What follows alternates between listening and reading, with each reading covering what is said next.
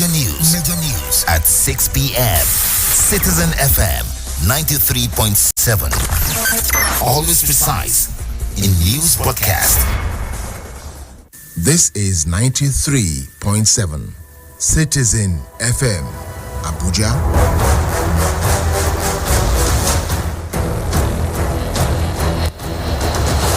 Time for news on the hour.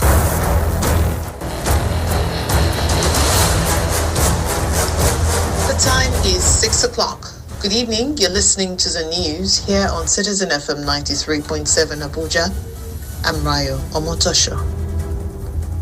President Bola Tinubu has expressed sadness over the boat mishap which occurred in Kwara State, claiming many lives.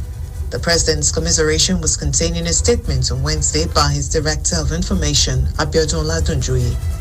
The boat accident, according to reports, led to the death of over 100 people who were wedding guests at Ebu Village in Patigi local government area of the state. While urging the Kwara State government and relevant federal government agencies to look into the circumstances surrounding the boat accident, President Tinubu promised that his administration will look into the challenges of inland water transportation in the country to ensure the matter of safety and operational standards are strictly adhered to.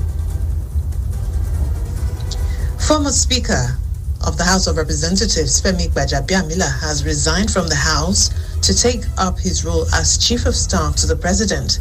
His letter of resignation was presented on the floor of the House and read by Speaker Tajuddin Abbas.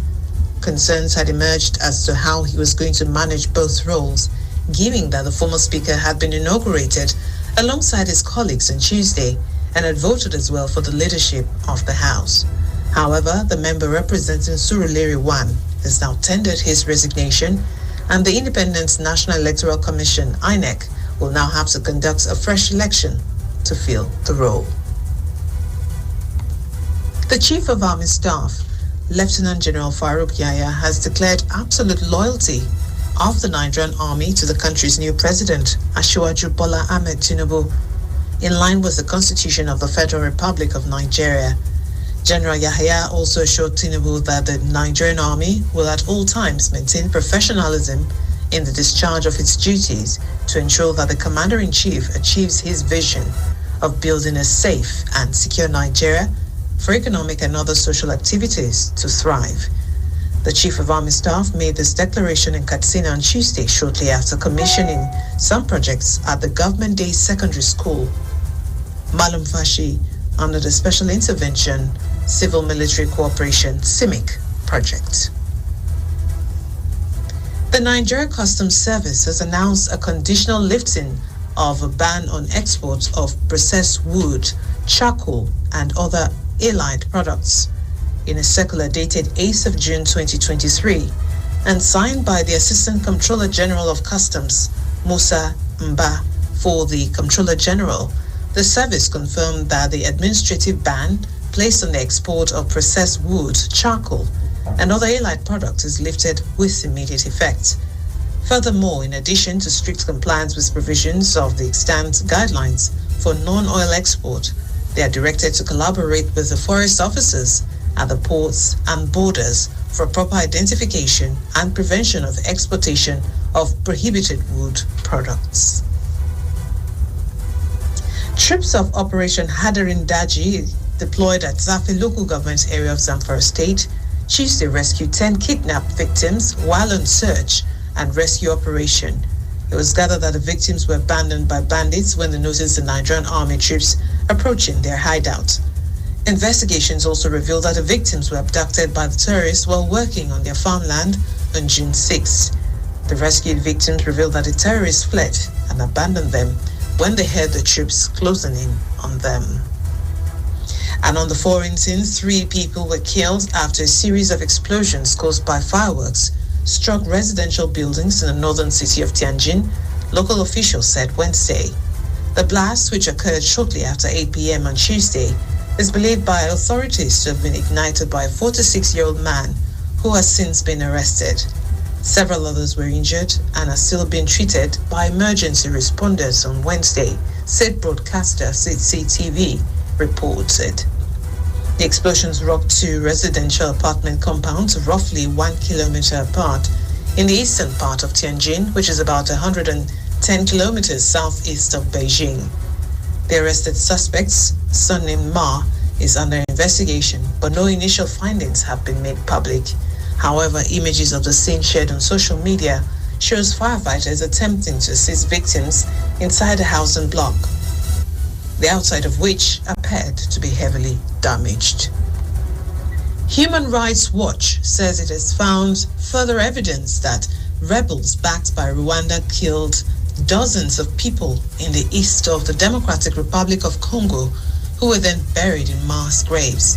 It says civilians and militia members who had been captured by the M23 rebel group were killed in the village of Kishishe between last November and April. Rwanda has denied backing the M23 rebels, who have in the past said they were not behind the massacre. Human Rights Watch has called on the Congolese government to get help from the UN and African Union to conduct proper examinations, return remains to families, and hold those responsible to account. United Nations Chief Antonio Guterres says he's appalled by reports of large-scale violence in Darfur region of Sudan. Mr. Guterres has called on all warring parties to stop fighting and commit to a durable cessation of hostilities. Earlier, the UN's head of mission for Sudan, Volker Perthes, says these attacks appear to have been committed by Arab militia and the paramilitary Rapid Support Forces. And that's the Citizen FM News at 6, as compiled and edited by Lawrence Omoite. I'm Raya Motosho. Thanks for listening. Good evening.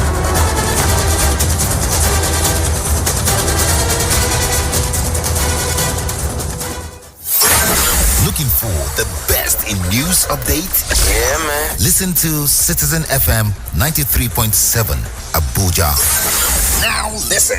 News on the hour, 7 a.m., 8 a.m., 9 a.m., 10 a.m., and 11 a.m., 1 p.m., 2 p.m., 3 p.m., and 5 p.m.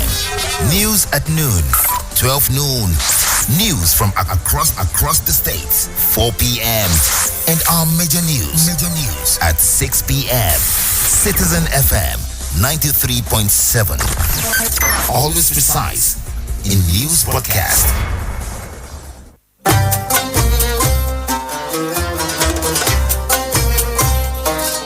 Assalamu alaikum, my Muslim brothers and sisters. It is yet another time for the annual holy pilgrimage all over the world.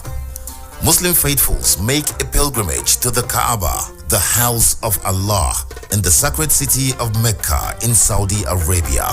Hajj is a sacred pilgrimage that is required of every Muslim at least once in their lifetime. Do you have a brother, sister, or relation who is observing the holy pilgrimage in Mecca? Join us on Voices from the Holy Land every day, 9 a.m. as we bring to you updates and live reports from Mecca. Exclusive on Citizen FM 93.7 Abuja.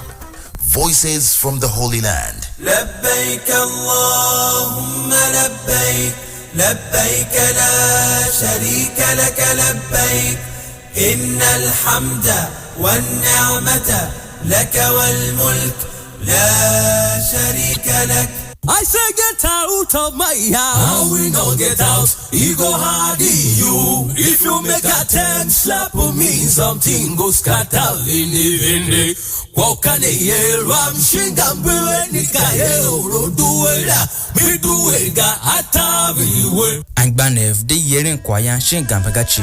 Doeme siti my myongo in ate utiv sha itioki Citizen FM 93.7. Kadioka shin owan Angbanev kwa ngwankwa mashi hene kwa chi ama chotom ihemion danza ahwa aha ate utivchi kati wase sha itioki Citizen FM ate utivchi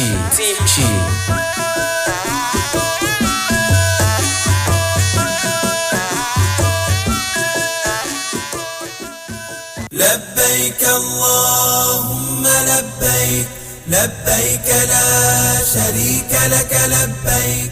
Jama'a assalamu alaikum wa rahmatullahi ta'ala wa barakatu. Allah yayi lokaci ya kawo mu na aikin haji. a wannan shekara ta 2023. Aikin haji ibada ce ga duk wanda Allah ya ba iko ziyartar gida mai alfarma a rayuwar mutum. Al'ummar duk duniya kan so ziyartar domin kaddamar da ibada bisa umarnin Allah subhanahu wa ta'ala. Don haka hukumar gidan rediyo ta 'yan ƙasa watan Citizen FM tana farin ciki kawo muku shiri mai take daga mahajjata kai tsaye a kowace rana daga karfe 8:30 na safe a mita 93.7 a zangon FM. Cikin wannan shiri a nan Abuja da kewaye a yi sauraro lafiya. Innal hamda wan ni'mata laka wal mulk la sharika lak.